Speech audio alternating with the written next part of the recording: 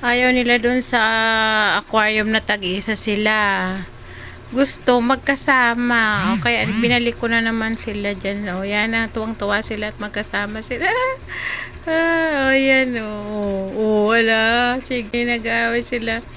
Tuwang-tuwa sila kasi magkasama na sila. Nasanay sila kasi ilang araw din na nandito sila nakalagay. Tapos, nung dumating yung order ko na lalagyan ko ng aquarium maliliit na dalawa, doon ko sila nilagay, pinaghiwalay ko. Ala, lagi lang silang nakalutang sa tubig, ayaw gumalaw. So, ginawa ko, pinagsama ko na sila ngayon. Ayan, oo. O, tingnan mo, ang kulit nila. Gusto talaga nila magkasama. Ang laki na nila, oh.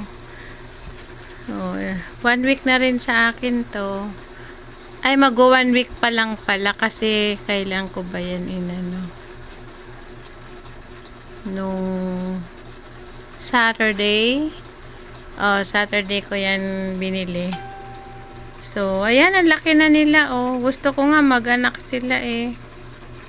Para mayroon akong marami akong alagaan. So, yan guys.